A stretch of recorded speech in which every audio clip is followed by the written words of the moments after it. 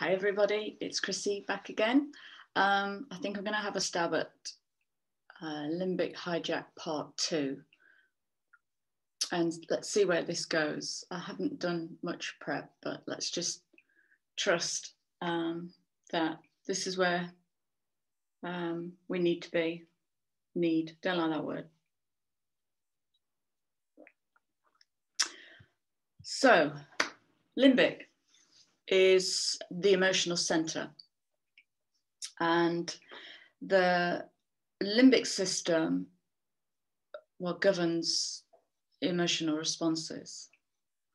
So I think it was Monday when I started reflecting on this phrase limbic hijack. I became curious about war. That's a really easy system to use to investigate the effect of negative energy on the emotional response system. So let me just get my notes up. You know, I'm a bit of a nerd. So I asked Uncle Google, what was the first recorded war? And the first recorded war in history, it tells me, took place in Mesopotamia in circa 2700 BCE between the Sumer people and the Elam people. So I'm guessing that's Sumeria. I haven't looked into it, I don't need to. And so back to the limbic. So within the limbic is the amygdala and the hippocampus. So the amygdala, in simple terms, is the fear response. That's where trauma gets set up. And the hippocampus is the memory. So when the emotional center gets traumatized, let's say by war, the effect of war, then our fear response goes into hyperdrive. It becomes hypervigilant and we react rather than respond. We project, we injure. And the memory kind of realigns.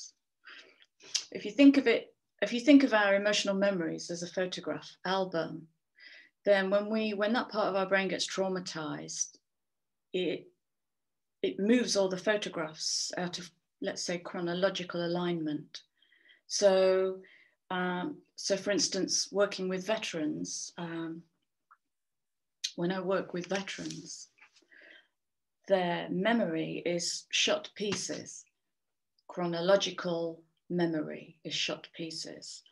And they have the images, they have the photographs, and they can pin some kind of feeling onto the photographs, but they can't put them in any kind of order.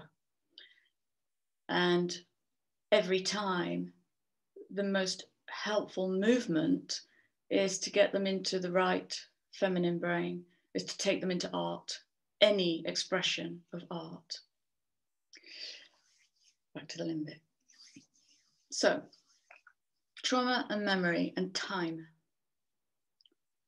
When the limbic brain gets traumatized, it sets up what I know to be a Gestalt timeline, okay, which is a timeline of same or similar events carrying the same traumatizing energy. And then what happens is a tramline gets built in our life that we are maybe not even aware of. And the tramline gets rutted so deep that we can not, or think or feel, we cannot get out of it. So the memory goes into this locomotive, repetitive action of trigger, reaction, trigger, reaction. There's no room in between for a pause, reflect, respond, responsibility. That kind of gets, that bracket gets deleted. So it's trigger, project. So look for it in language like, it's not me, it's you. I feel like shit because of you. You made me feel. We elect to feel. We react to feel because that thinking time isn't there. the pausing time, the soft time, the right brain time. And so we react really quickly. And once this tram line has been set up and it's moving in a locomotive fashion, what do you think is going to happen? Do you think there might be another war or two? Again and again, re-traumatizing, re-traumatizing again and again, until our center, our core, feels like it's shot to pieces. It's still there.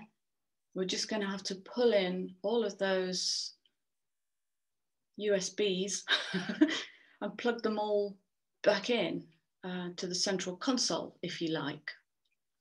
See, I'm running out of language, so excuse me donking around in the dark. So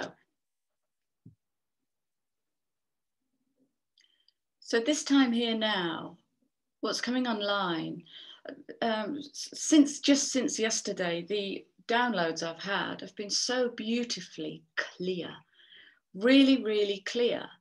And what I was feeling into yesterday is looking very much like something as simple as Uranus and Mercury. So if you think of Mercury as the lower egoic mind, the fear-based mind, the reactionary mind, the fight or flight mind, and think of Uranus as the higher mind, the cosmic mind, the inventor mind, the AlphaGo computer program I talked about yesterday, that kind of higher mind that brings in the elegance of behavior that doesn't defer to any protocols, like politeness. So have a look at my video of, I can't remember what I called it. It's got the word politeness, letting go of politeness or something.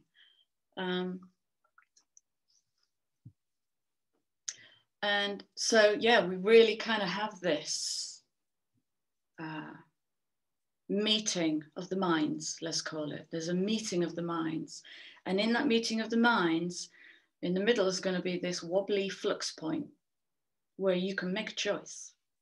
And the choice is you can stay on the tram line, defending and projecting, okay? Or you can go fool's journey and leap. And when you leap, you go within, because that's where the real peace is. It's in the heart, you know. So yesterday, after making this video, I've got my clients lined up for the day, and I always kind of take a few minutes just to come into center before each client, just to tune in and see if anything wants to be spoken through. I read through their last set of notes. One of my clients, I read their notes, and it's like, I cannot believe this. This was written way before yesterday's video, but look at how pertinent it is. So I've asked them permission, and they've gone, absolutely, if it helps the collective, absolutely put it out there. So I have permission to read from this client's last session. So this client was talking about, I was talking a bit about a bit of road rage that he'd experienced, and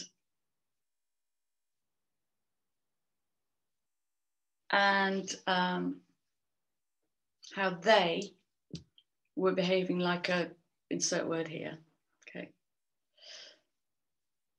And I listened, and then I challenged and said, and how were you driving in that?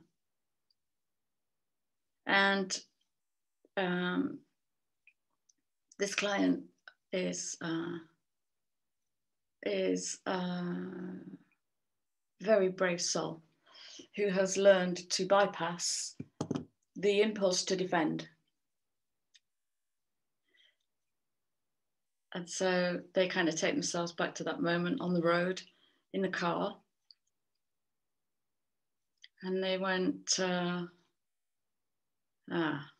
I was being flamboyant and flashy in my new car. Okay, so what are you complaining at? Did you set this up? Okay, repetitive behavior. And he said the most profound thing. He said, oh shit, I'm driving like an arsehole. I need conflict.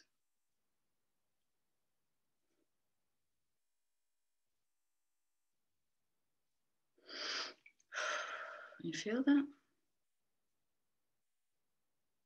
Because the re-traumatizing of the emotional center can become addictive. It's like that loosh energy, that succubus energy. And it's an unhealthy feed. It needs, okay.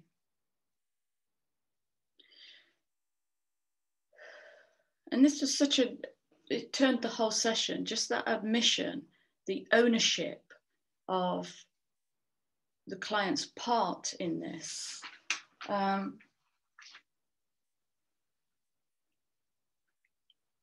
Is how this client has grown so much. They are a remarkable young man who's brought himself so far forward by calling his bullshit again and again and again and feeling that of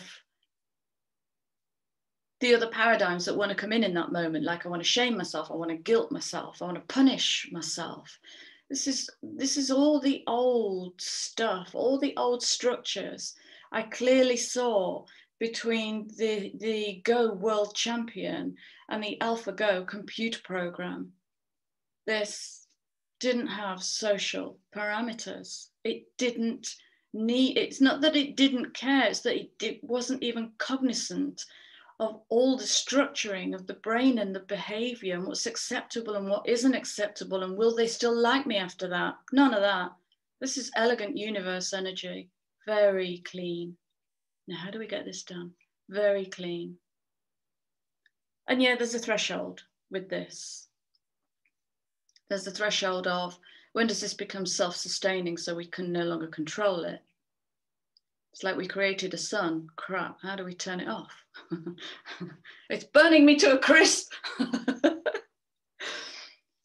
there is that, but I'm not getting into that. And so, so that was last week. And what he got to see was a repetitive behavior that was helping him set up another conflict so that in him, the traumatized timeline, that gestalt in him that wants to pick a fight, that can't use its words, that can't understand the real emotion. Because for me, what I tend to uncover with all addiction at the bottom of it is loneliness, aloneness, like cosmically alone, you know, that aloneness, nobody understands me, I can't use my words. But we get into this cycle of I can't use my words because actually we're more worried about what that is going to think of us. And so we're filtering and sanitizing, and all that does is that makes us swallow down truth. Okay, so I'm not going to linger or labour on the limbic brain. There's tons of brilliant stuff out there. Have a look and look for those cycles in yourself where it might be that you're looking for the trauma to be fed. It might be, it might not, but the clues are when it's about them, when they did it to me. That's projection of something that just needs to be owned. In the ownership, I drove like an arsehole because I needed conflict. That's the ownership. He won't have to do that cycle again. He'll be able to spot it straight off the bat because he's done it and he's felt the ripple of that. Come back in and be uplifted to the higher mind, understood, uplifted. So, loads of time. I want to play. I had an idea and I want to play. And what I want to do is see if the cards can talk into the conversation going on between the higher mind and the lower mind. or the conversation between Uranus and Mercury, if you want to make it astrological. I don't want to get too hung up on the archetypes because I think they're all in the mix for a rebirth. Not going to go into that. So I'm going to invite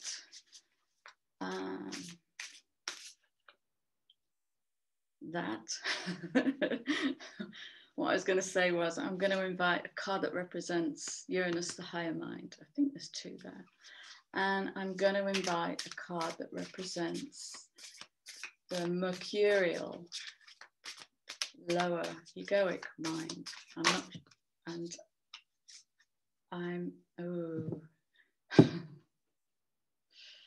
Okay, what's the underlying energy? Lordy. Right, okay, so Mercury's on the right. Yeah, ooh, wow, Uranus got a lot to say. 3 cards, let's see what comes out. Right, the underlying energy for this interesting reading is hair in the eye. Is 18-9. Changes into completion. Wow. Really?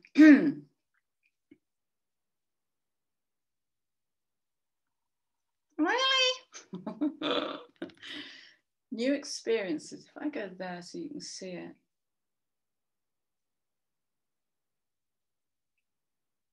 Oh, wow.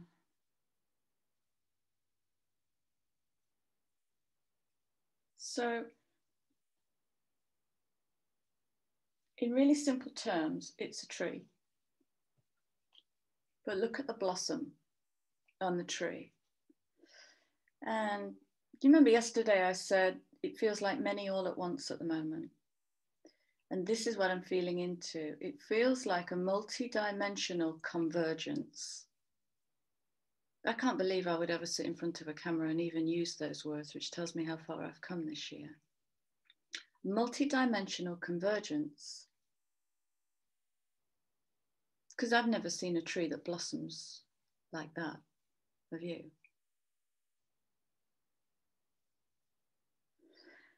And in the middle is an energy actually that feels quite pagan, quite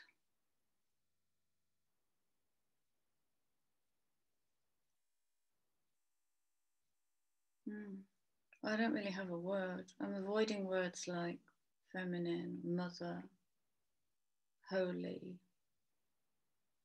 So I'm just going to say something like original. It feels like an original energy. Sitting on a horse, which represents freedom. Reaching up with all that green heart energy. And reaching up towards the pinks. And pink tends to represent the higher heart where innocence and purity live. And green is like the lower heart. So you might also say she's a bridge actually between the higher and the lower heart, the higher and the lower mind, heart mind.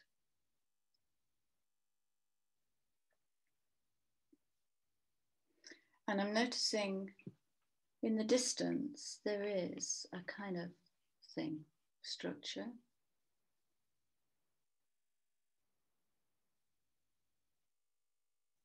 What is that? Is that a church? I don't know. It's what you make of it. And I'm noticing there's no path to this structure. And so the possibility of new experiences will come through carving our own path. Okay. So this is where absolute responsibility for self comes in. Absolute responsibility for self comes in. Wow. Okay, and that's just the underlying energy. Okay, Uranus, talk to me. 21, 8, 35, 8, 8, 3, 19, 10, 1. Wow, wow, wow. Okay. Right.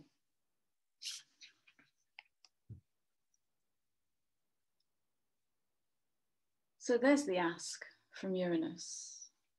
Is it time for a fresh approach?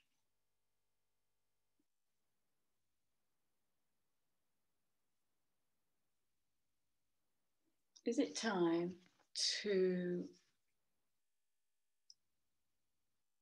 use instinct and intuition to make decisions rather than emotion and habit? And I've always done it this way. And I'm scared to do anything new because I don't know how it's going to feel. I did some body dreaming, some vision work in the last few days, can't remember. And after the vision work, the client went straight back into the mind and said, I don't know where this is going to go. Well, of course you don't.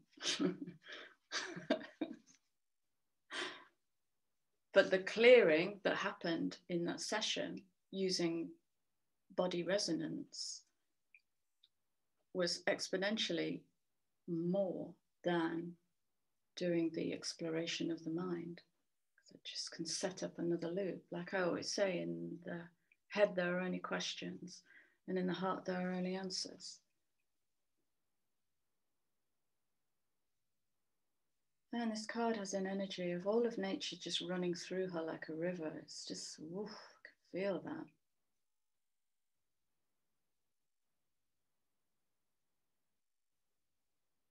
And you know, when we're playing with fresh approaches, now take me with a slab of salt here, because I'm a fire sign and I do have a bit of a gung-ho spirit in me. But with fresh approaches, if we get lost in the mind of it and the planning of it and the outcome and the expectation, we've spoiled it before it even comes in. We haven't really explored that energy. And so to explore the unknown,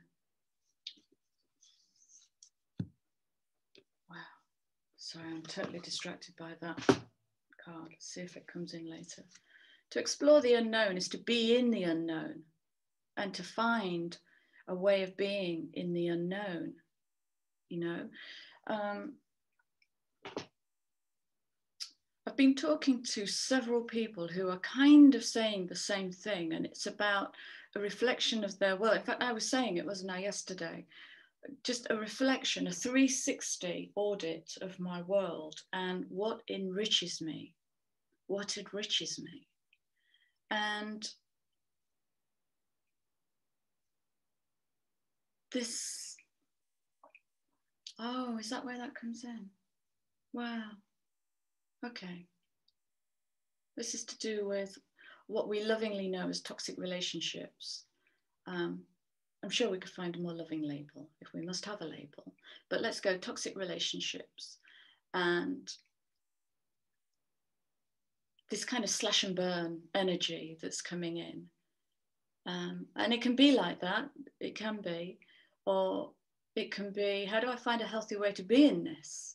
And how do I allow this to transform me? Do you remember the story I told you about the shop assistant who was all up in my face, bringing me garment after garment after garment, talking incessantly? And I had two choices in that moment. I could do what I normally would have done and said, look, I love to shop in peace and quiet. So can I call you when I need you? Could have done that. That's the same old thing. Same old thing. It's going to keep me the same old thing. Or I can let her bother me intensely and let her break me down, or break down a part of my ego that thinks that wants it the way it wants it, you know, no room for movement. Let's get some wateriness in here. And I did, and I let her come right into my energy field, not one of my favorite things. I let her bother me to bits. And in the end, what I ended up doing actually was just flowing with her. I was dancing in her energy, and her energy was very frenetic, crazy energy. But you know what? If I wanted to put a big action into plan, She'd be my number one choice. She's fire. She was fire. And as I was leaving the shop, I just threw my arms around her and I said, I fucking love you. And she cried because she got met in a very deep way. Beautiful. It was beautiful. And she improved me. She enriched me in a way that could be labeled toxic relationship. So I found a healthy way to be in the face of something that bothered me intensely. And the only way to be in that energy is to let it break me down, to see what comes. Okay, so I had no outcome. I had no expectation. I don't know what's going to happen here. I don't know if I'll end up punching this woman. I didn't. I ended up hugging her. You know, the card I'm totally distracted with was I learned to accept her love. Her love wasn't in my language. Her love was in her language, but it was love. It was, I want to help you with every cell in my being. And when I let her break me down, I fell in love with her. Acceptance of love. That's the middle ground, right? That's the middle ground between the higher and the lower. Acceptance of love. Because the vibration of love is the highest vibration on the planet. It can heal anything. It can heal anything. Okay, that's the second underlying. So the objective is, how many different ways can we accept love? Okay, so continuing with, how am I doing for time? Good. Uranus. Higher mind is offering us opportunities for a fresh approach and for breakthrough. Okay. Fresh approach. This shop assistant annoys me, but I'm going to let her do her thing and see who I am on the other side. In that, I had a breakthrough. I fell in love with something that my lower mind wanted to tell me would be harmful to me. So I found a healthy, strong way to be in a difficult energy.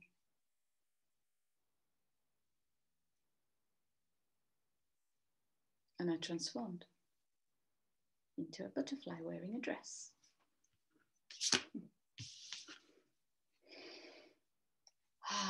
Wow, how long have we as a collective envisioned peace? We talk about peace so much, and yet we pursue conflict because the part of our mind that governs our emotional responses has been hijacked by trauma. And so it's become a hardwired habit to keep pursuing the vibration that we know. It's like abused children will grow up and marry their abuser, not in person, but they will marry the blueprint because it's familiar. That energy is familiar. So somewhere in this higher mind are going to be opportunities to go, ooh, put the brakes on, drop into a pause. Remember yesterday I talked about, I think I brought Cancer in, didn't I? And Leo, I will. Yeah, that's where this is going then. So where do I will my feeling? Because I'm choosing. So this is why I'm dropping Facebook on the 30th of November. My eclipse action will be, I'm coming off Facebook because Facebook does not enrich me in any way. It pulls me, it just keeps pulling my focus to where I haven't chosen. It's tramlining, okay? And that's not where I want to be closer to the cosmos. That's my commitment to myself. I want to be closer to the cosmos. So the culmination of the vision is if you crave peace, you can have it. You absolutely can have it.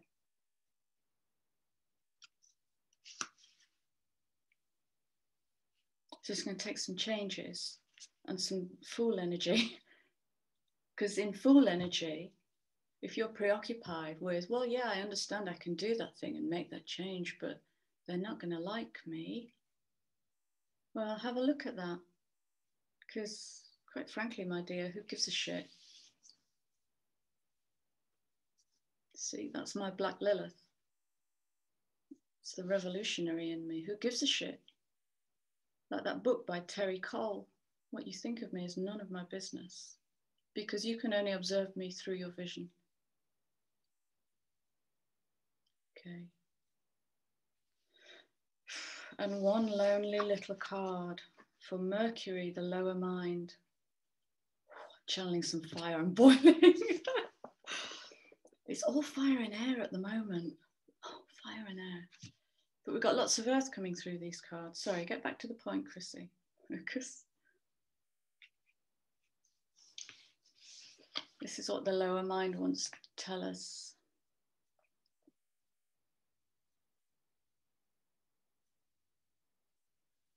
In my habits, I am reassured. In my habitual leaning towards conflict, I am assured. I know my behavior. I know me in the face of toxic relationships, disempowerment, lack of abundance, all of that stuff. I could go on. And when I look at that tree, well, it looks a bit ghostly. Oh, wow, look at this. Huh.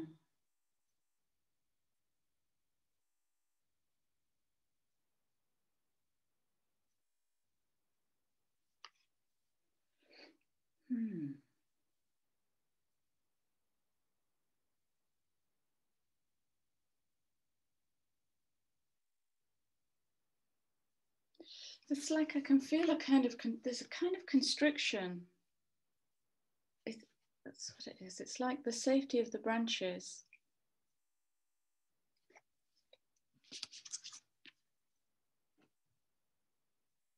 She's not leaning on any branch. Yeah, she's sitting on a horse, but she's not leaning on a branch, and none of them are really reaching out, pointing the heart out. It feels quite subdued. Safe. Feels safe.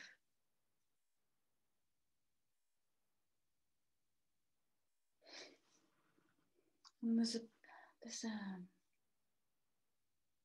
pensive. Is that the energy? It feels pensive and thoughtful. It feels like actually the energy is changing as I'm speaking into it. Yeah, it's activating something in my solar plexus, but it's really, really gentle, super gentle. It's rising up to my heart now.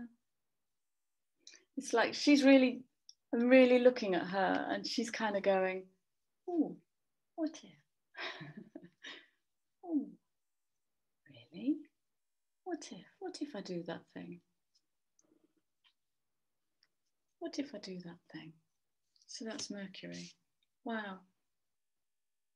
Wow. So, one card, please. What Uranus wants to say to Mercury. What does Uranus want to say to Mercury? Ooh. Well, Uranus has really got its chatty on. Let me just compare this. What does Mercury want to say to Uranus? What does Mercury want to say to Uranus?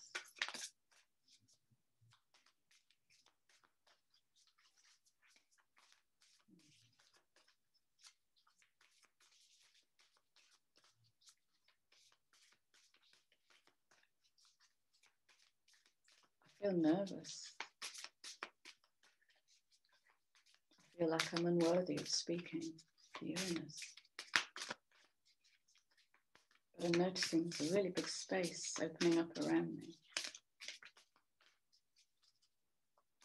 Okay, go to the cards, Chrissy. Right, this is what Uranus wants to say.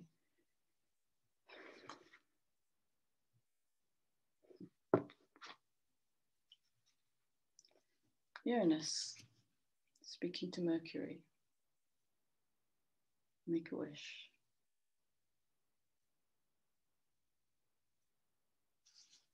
One energy. Clarity, fire, new beginnings. Uranus to Mercury. Look at the bigger picture. 6 is the number of the heart. Chalice, the opening of the heart. This is all about the acceptance of love. Oh my goodness.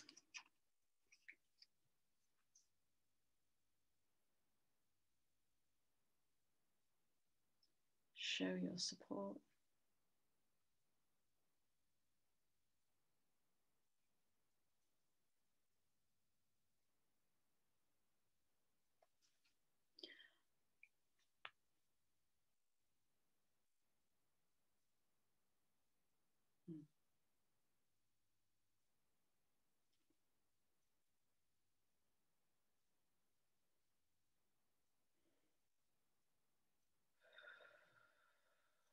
So this is not the support of others, because that in itself is one of the old paradigms. In helping you, I will not help me. I will not hurt you, so I'll hurt myself instead. If I don't help you, I have no worth in the world. No purpose, no mission. Da, da, da, da, da, da, da. I've spoken about this ad nauseum. I promise I won't go on about it. This is like an invitation to support the self and Uranus in a Uranian way, in a higher minded way. Support the self in a higher minded way and build this new structure. Was I talking about stability, the foundation of stability? So stability can be as simple as, how do I find a healthy way to be in this space where I serve myself, where I learn to accept love in many, many different ways? Show your support. Actually, that feels really direct now. That feels really direct from Uranus. Show your support. Come on, leave the old way behind. Take a leap.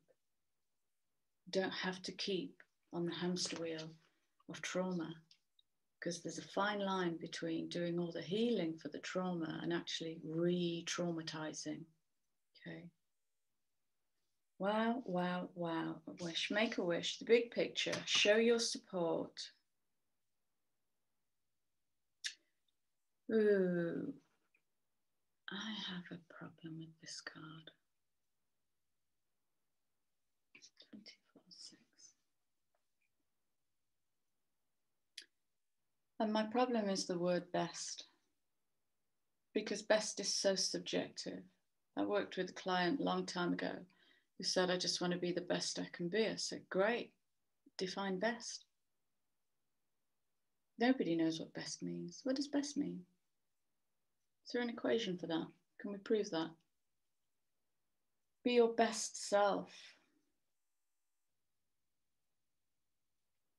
I'm going to keep the card in the reading, but for me, I can't feel any energy from that. Do you know what? In fact, I'm not. I'm sorry.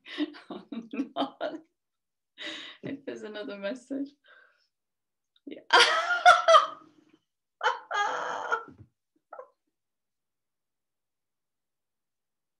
that's insane.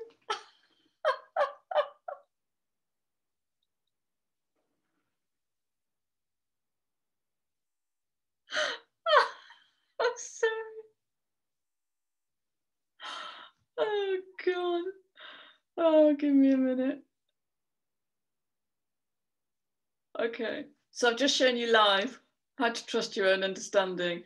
I'm not vibing with that card, so it got tossed. Trust your own understanding. Walk your own path, shine your own light. And if your light isn't looking funky and weird and different and challenging, it isn't your light. It's someone else's. Wow. Wow and wow.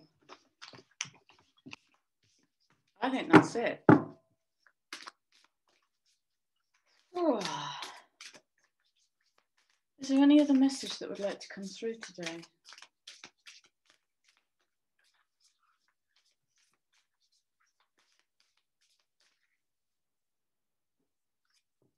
Mm.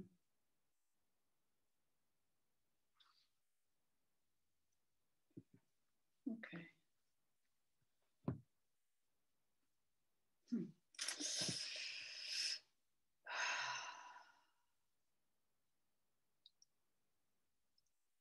Okay.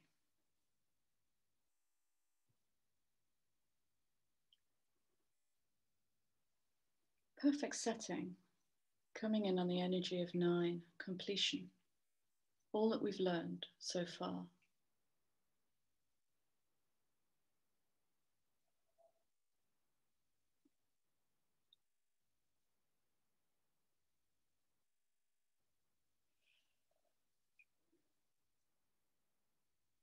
Now, without looking too closely, it looks very much like she's holding a paintbrush and painting her own canvas.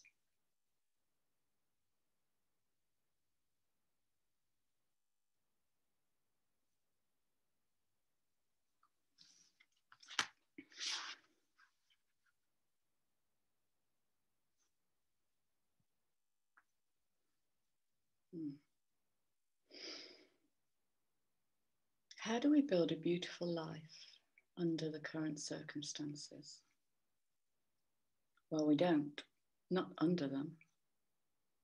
In spite of them. Lovingly in spite of them.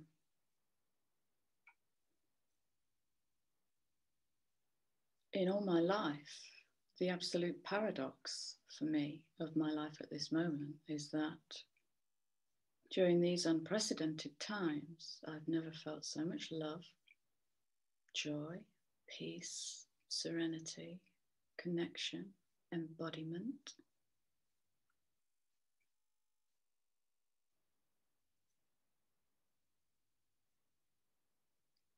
Why am I sharing that with you? Well,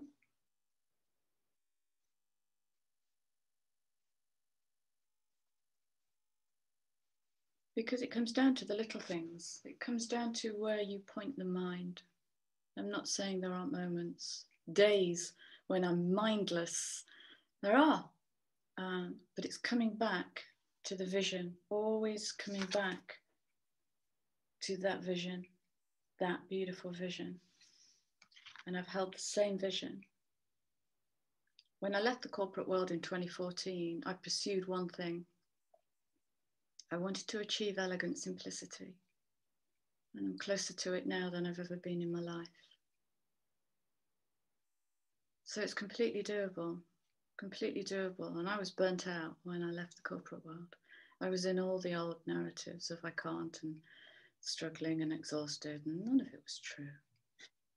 None of it was true. I'd actually had a really successful career, but the old sad narrative was taking that all away from me, bleeding out any hope of real joy in how far actually I'd travelled in the industry that I'd been in for 15 years. So paint the perfect setting and feel it, because to get up into this beautiful free mind, our dream muscles are the most powerful muscles, apart from the heart, which is very, very hard. No disrespect. But yeah, dreaming at a cellular level, very, very powerful. Okay, so this is a bit where I realise I love being here so much I will just waffle on aimlessly, and I'm not going to do that because we've all got lives. So, with my love, feel free to drop me any questions if something isn't making sense, or drop me a like or share or subscribe. It's so good to have you guys here, and I'll be back. I will be back with more soon. Take care. Lots of love.